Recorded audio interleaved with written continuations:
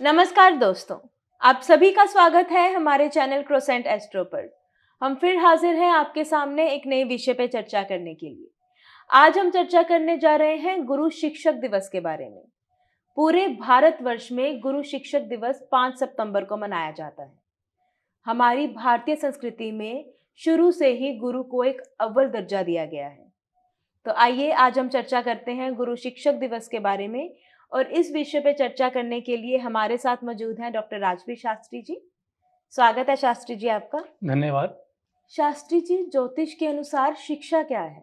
ज्योतिष के अनुसार, भारतीय शास्त्रों के अनुसार और महर्षि पाणिनि के अनुसार यदि हम शिक्षा की बात करें, जिसके माध्यम से हमें उच्चारण स्थान, वर्ण स्थान और जो हमें मनुष्य होने की भूमिका से अवगत करवाए कि मानवता धर्म क्या है, जीवन का सही शैली में महत्व क्या है, ये सभी ज्ञान हमें शिक्षा के माध्यम से होती है। कहने का तात्पर्य ये है कि केवल जन्म लेने से मनुष्य सिद्ध नहीं होता। शास्त्रों में, हमारे पुराणों में यह बताया जाता है कि साधारणतः मनुष्य योनि में हमारा जन्म नहीं होता। यदि किसी पुण्य के कारण हमें मनुष्य योनि भी प्राप्त होती है तो उस मनुष्य योनि में हमें शिक्षा प्राप्त नहीं होती, तभी मनुष्य का जीवन अधूरा है। यदि किसी को शिक्षा भी प्राप्त हो जाती है तो उसे ज्ञान प्राप्त नहीं होता। उस ज्ञान को प्राप्त करने के लिए तप करना पड़ता है। हजारों ऐसे बच्चे हमें आज भी भारतवर्ष में मिल जाएंगे जिनका जन्म स्टेशन के ऊपर होता है, जो रेलवे स्टेशन के आसपास कागज चुगते हैं, जो कभी भी अपनी जिंदगी में स्कूल का मुंह नहीं देख पाते। आज भी शिक्षा से अनभिज्ञ हैं। कोई ग्रह का चाल चलन या भाग्य का ऐसा रूप रहा है, पुनर्जन्म के संस्कार के कारण उन्हें मनुष्य योनि तो प्राप्त हुई, परंतु वो शिक्षा के क्षेत्र में नहीं आ सके। शिक्षा ही हमें मनुष्यता का महत्व समझाती है और मानव बनने का अधिकार देती है। इसलिए प्रत्येक प्राणी के लिए शिक्षा जरूरी है और शिक्षा को समझना और अपनाना और अपने जीवन में धारण करना अति आवश्यक है। शास्त्री जी, शिक्षक दिवस की शुरुआत कैसे हुई और इसका उद्देश्य क्या है? देखिए, जब भी हम किसी दिवस की बात करते हैं तो मेरा जो ध्यान है वो पाश्चात्य सभ्यता के ऊपर जाता है। जो दिवस मनाने की हमारे पास जो प्रथा है, इसे मदर डे भी बोल दिया जाता है, कुछ फ्रेंडशिप डे, इस तरह ऐसे ऐसे डे भी यहाँ मनाए जाते हैं। जो ये दिन दिवस मनाने की प्रथा, ये पाश्चात्य दूसरों देशों से यहाँ प्रवेश की गई है।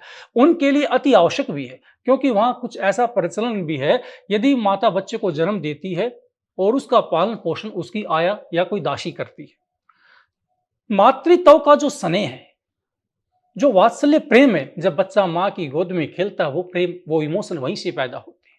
यदि माँ के पास समय नहीं है बच्चे के लिए, माँ खुद जॉब करती है, बच्चे के पालन के लिए कोई और स्त्री आती है, तो उन बच्चों के भाव और इमोशन भी कमजोर हो जाते हैं। वो अपने स्नेह को इतना माता पिता के प्रति नहीं दिखा पाते। दिवस मनाने की जो प्रथा है वो परदेशों से आई है। माँ यदि अपने बच्चे को पास में नहीं रखेगी तो उसके भावनात्मक संबंध भी माँ के साथ में नहीं जुड़ सकते। इसलिए माँ को याद करने के लिए वहां पर आवश्यकता है कि वो लोग डे मनाए। लेकिन भारतीय संस्कृति कभी भी किसी को विस्मृति का आदेश नहीं देती। हमारे संबंध एक बार जुड़ते हैं तो हमारे संबंधों का अभिप्राय 7 जन्मों तक संबंध जोड़े जाते हैं। इसलिए यहाँ पर दिवस मनाने की इतनी आवश्यकता नहीं है। हाँ, परंतु ऋषि मुनियों के माध्यम से विशिष्ट दिन को हम मनाते हैं। जैसे कोई त्यौहार हो गया, दीपावली का, रक्षाबंधन का, 15 अगस्त जिसे हम स्वतंत्र दिवस कहते हैं, इस तरह के जो फेस्टिवल हैं, उन दिवसों को हम अपने साथ जोड़ते हैं, जो ऋषि मुनियों से हमें ये दिन मनाने की प्रथा प्राप्त होती है। यदि हम शिक्षक दिवस के उद्देश्य की बात करें तो इसका मुख्य उद्देश्य यही है, जो विद्यार्थी अपने गुरुजनों के पास पढ़ते हैं या पढ़कर वो स्नातक हो चुके हैं, अपने कॉलेज, अपनी यूनिवर्सिटी, अपने स्कूल को छोड़कर चले गए, जिन्हें हम पास आउट भी कहते हैं, वो विद्यार्थी पुनः इस दिन अपने गुरुजनों से, अपने शिक्षकों से, अपने अध्यापकों से मिलने आते हैं और किसी न किसी प्रकार का उपहार देते हैं और पुरानी बातों को लेकर अपने गुरुजनों के साथ चर्चा करते हैं, ताकि ये संबंध आजीवन तक उनके साथ जुड़ा रहे। क्योंकि इस प्रकृति के ऊपर एकमात्र ऐसा संबंध है जो माता पिता से भी बड़ा पद रखता है, जिसे हम गुरु कहते हैं। और इसका अभिप्राय, यदि इसके उदाहरण की यदि मैं बात करूं तो एक छोटा उदाहरण मैं आपके सामने पेश करता हूं। एक बार एक गुरु जी के, एक टीचर के बेटे ने अपने पिता से कहा, पापा, आप अपने शिष्य से ज्यादा प्रेम करते हो, जो आपके स्टूडेंट हैं उनसे आप ज्यादा प्रेम करते हो, मुझसे कम स्नेह करते हो। गुरुजी ने अपने बेटे से कहा कि पुत्र, आप मेरे पास आओ, मैं इस चीज को देखना चाहता हूं कि मेरा स्नेह कितना सही है, कितना गलत है। गुरुजी ने अपने बेटे को भी बुलाया, अपने शिष्य को भी बुलाया और उन्हें आदेश दिया, जाओ मैं तुम दोनों को एक ही काम देता हूं, एक सुंदर सी दीवार बनाओ और जिसके अंदर छोटी छोटी अलमारियां बनाओ। उन दोनों बच्चों ने बड़े ही परिश्रम के साथ में 2 दीवार बनाकर तैयार कर दी। लेकिन जब प्रातःकाल गुरुजी आए और उन्होंने दोनों की दीवारों को देखा तो कहा कि ये अच्छी नहीं बनी है, इन्हें तोड़ो और दोबारा बनाओ। गुरुजी के आदेश को मानकर उन्होंने दीवार को तोड़ा और फिर दीवार को बना दिया। प्रातःकाल फिर गुरुजी आते हैं और उन्होंने देखा कि ये दीवार इतनी अच्छी नहीं बनी, इसे तोड़ो, दोबारा बनाओ। अब तीसरे दिन भी इसी प्रकार से दोनों बच्चे दीवार को बनाने लग जाते हैं। तीसरा दिन पूरा होने के बाद प्रातःकाल फिर गुरुजी वहां पर आते हैं और गुरुजी ने उनकी दीवार को देखकर नकार दिया, ये अच्छी नहीं बनी है, इसे तोड़ो, दोबारा बनाओ। इसी प्रकार ये घटना नित्य 4 दिन तक चली और चौथे दिन आने के बाद भी गुरुजी ने कहा कि ये दीवार मुझे पसंद नहीं, इसे तोड़ो और दीवार बनाओ, जबकि दीवार बहुत ही सुंदर बनाई जाती थी। अब परेशान आकर उन 2 बच्चों में जो गुरुजी का पुत्र था वो अपने पिता के सामने आकर बोला कि बताइए आपको किस प्रकार की दीवार चाहिए। 4 प्रकार की दीवार हम आपके सामने बना चुके हैं, आपको कौन सी दीवार पसंद है, आप एक ही बार हमें बता दीजिए। गुरुजी मुस्कुराए और अपने पुत्र से कहा, तुम मेरे पुत्र हो, मैं तुम्हारा पिता हूं, आपने मुझे अपना अधिकार समझकर ये चौथे दिन आपने प्रश्न उत्पन्न कर दिया, लेकिन जो मेरा शिष्य है उसने ये प्रश्न उत्पन्न नहीं किया, वो दोबारा से फिर दीवार बनाने पर लग गया था। कहने का अभिप्राय यह है कि गुरुणाम आज्ञा अविचारणी, गुरुओं के द्वारा की गई आज्ञा के ऊपर विचार नहीं किया जाता, वहां लक्ष्य भेदन किया जाता है। जैसे गुरु द्रोणाचार्य के शिष्य अर्जुन, गुरु द्रोणाचार्य ने जब अपने शिष्यों की परीक्षा लेनी चाहिए और एक मायावी मगरमच्छ ने गुरुजी की टांग को जब जल में पकड़ा तो सभी शिष्य विभिन्न प्रकार की चेष्टाएं करने लगे, कैसे मारे, क्या करे, कोई शोर करने लगा, कुछ बच्चे रोने लगे। लेकिन अर्जुन ने अपने बाण को उठाकर सबसे पहले मगरमच्छ के ऊपर तीर छोड़ा, इसे कहते हैं लक्ष्य भेदन। ये एक शिष्य और गुरु का संबंध एक परंपरा है। गुरु के घर में जन्म लेने वाली संतान भी अपने शिक्षक, अपने पिता के गुरुत्व को नहीं समझ सकती, जो कि एक शिष्य समझता है। वो गुरु की बात को कभी नकारता नहीं, वो सिर्फ अपने लक्ष्य को भेदन करता है। उस जीवन में चाहे उसे मृत जीवन मिले, चाहे उसे जीवन की शक्ति प्राप्त हो, वो कभी भी उस रास्ते से विमुख नहीं होता। और सृष्टि के ऊपर भारतवर्ष से आर्यवर्त की यदि मैं बात करूं तो सबसे बड़ा उदाहरण हमें महाभारत में प्राप्त होता है, जब एकलव्य की बात हम करते हैं।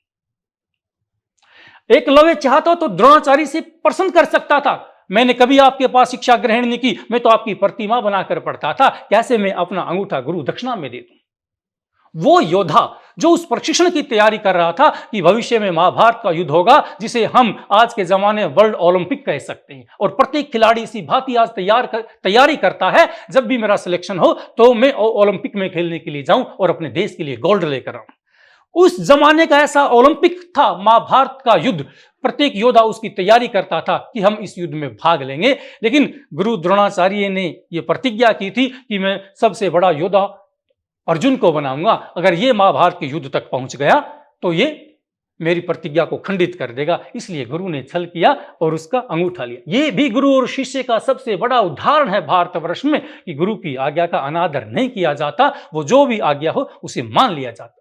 शास्त्री जी, कौन सा ग्रह शिक्षा को मजबूत करता है? जी, यदि हम कुंडली और भारतीय ज्योतिष के हिसाब से ग्रहों की बात करते हैं, जो कि विद्यार्थियों के जीवन के ऊपर सीधा अपना प्रभाव दिखाते हैं। बहुत सारे ऐसे विद्यार्थी भी होते हैं जिनकी बुद्धि तीव्र होती है और कुछ की बुद्धि सामान्य होती है और कुछ निम्न बुद्धि के हो जाते हैं। जबकि बच्चा जब अपनी क्लास में जाता है तो गुरु के द्वारा दिया गया लेक्चर सब बच्चों के लिए एक समान होता है। यदि एक क्लास के अंदर 50 विद्यार्थी भी बैठते हैं तो टीचर सभी को एक समान एक ही लेक्चर देता है। अब कौन कितना ग्रहण करता है ये उन बच्चों की स्मृति के ऊपर करता है, उनके भाव के ऊपर करता है, उनकी कुंडली और ज्योतिष के अनुरूप वो भाव दिखाता है। शिक्षा के लिए बुध और बृहस्पति ग्रह उत्तम होने अति आवश्यक है, अपने सही भाव में होने अति आवश्यक हैं, तभी ये बच्चे को फल देते हैं और बच्चा विद्वान और शिक्षित, बुद्धिमान, विवेकी और प्रभावशाली वाणी का धनी हो जाता है। शास्त्री जी, हमारे दर्शकों को बताइए कि क्या गुरु बनाना जरूरी है? देखिए, विभिन्न प्रकार के प्रश्न यहाँ पर मिलते हैं, परंतु हमें शुरू में बचपन में ही भारतीय संस्कृति में ये बातें बताई जाती हैं, गुरु बिना ज्ञानम नास्ति। भी गुरु के बिना हमें ज्ञान नहीं मिलता है। गुरु के बिना माध्यम अधूरा है। कौन सा माध्यम? कहता है जो मोक्ष अपवर्ग का मार्ग दिखाता है वो गुरु है। गुरु ही हमें रास्ता दिखाता है, जिसका भाव हमारे ऊपर सबसे बड़ा बलवान होता है, जिनका सबसे बड़ा आशीर्वाद हमें प्राप्त होता है, और जिसे गुरु का आशीर्वाद प्राप्त होता है वो पार उतर जाते हैं।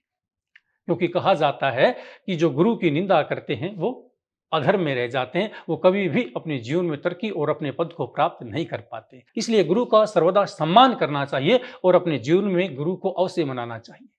एक बार किसी नगरी में एक जादूगर रहता था, और जादूगर इस कोटि का था कि वो जब भी इस कोटि का जादूगर था वो अपने पास एक भाला रखता था, और भाले को वो ऊपर फेंक देता और अपने मुंह से उसको ऐसे पकड़ लेता। लोग तालियां बजाते, पैसे बिखेरते, और उसकी टिकटें बिकती, लोगों की लाइन लग जाती। भी ऐसा कमाल का जादूगर हमने नहीं देखा। भाले को ऊपर फेंकता और फिर पुनः उसको अपने मुंह में पकड़ लेता दांतों के द्वारा। अद्भुत चमत्कार। एक बार वो जादूगर किसी नगरी में अपना खेल दिखा रहा था, और उसने भाले को ऊपर फेंका और अपने मुंह में पकड़ा। लोगों ने करधवनी शुरू कर दी। करधवनी से तात्पर्य तालियां बजाने लगे। उनकी तालियों की गड़गड़ा सुनकर अति प्रसन्न हुआ, और लोगों ने बहुत सारा पैसा उसको दिया। एक व्यक्ति ने उस जादूगर के पास में जाकर पूछा, जादूगर आप इतना अच्छा खेल दिखाते हो, कितने लोग आपसे प्रभावित हैं, मुझे एक बात बताएं कि आपके गुरु कौन है, आपने शिक्षा कहां से ग्रहण की। ये बात सुनने के बाद जादूगर को अहंकार आ जाता है। कहता कि इस सृष्टि में मेरा गुरु कोई नहीं है, ये कार्य मैंने स्वयं सीखा, ये कौशल मेरे अंदर था। गुरु का अनादर किया। पुनः वही व्यक्ति टिकट लेकर दोबारा से उसी शो के अंदर विराजमान हो जाता है, और जादूगर अपना खेल दिखाना शुरू करता है। उसी भांति फिर भाले को ऊपर फेंका गया, और जैसे ही उसने मुंह खोलकर भाले को पकड़ने की चेष्टा की तो जादूगर के मुख से वो भाला पार हो गया, अर्थात उसके गले से रुधिर निकलने लगा, पूरे मुंह को चीरकर बाहर निकल गया। क्षण भर में जादूगर तड़पता हुआ भूमि पर गिर गया और मरने जैसा हो गया। सभी लोग चकित हो गए, भयभीत हो गए। इतना पुराना जादूगर, और अचानक इसको क्या हुआ, ये भाला इसके मुख से क्यों निकल गया। तुरंत वही व्यक्ति जिसने पहले उससे पूछा था ये आपका गुरु कौन है, वो व्यक्ति भागकर उसके पास में गया। कहा, जादूगर अब आप मरने वाले हो, लेकिन अब तो मुझे बता दीजिए, अब तो मुझे बताइए कि आपके गुरु कौन है, आपने ये कला, ये विधि, ये खेल कहां से सीखा। जादूगर ने कहा, एक बार मैं तालाब के किनारे से जा रहा था, वहां एक बुगले ने पानी में चोंच लगाई और मच्छी को निकाला और ऊपर फेंका और अपनी चोंच में उसको पकड़ लिया। कहने का भाव यह है, बुगला जब भी पानी के अंदर से मच्छी निकालता है तो उसके मुख में कीचड़ भी आता है, और वो मछली को ऊपर इसलिए फेंकता है कि ऊपर से सांप मछली को पकड़ ले और जो साथ में कीचड़ आया था वो साइड में चला जाए, और फिर उसको भोजन के रूप में ग्रहण करता है। यही देखकर मैंने प्रारंभ काल से एक छोटी सी डंडी लेकर, सबसे पहले ब्रुश लेकर, चम्मचे पकड़ पकड़ कर इस खेल को खेला, और धीरे धीरे मैं भाला पकड़कर इसमें चतुर हो गया, लेकिन आज मेरे प्राण जा रहे हैं।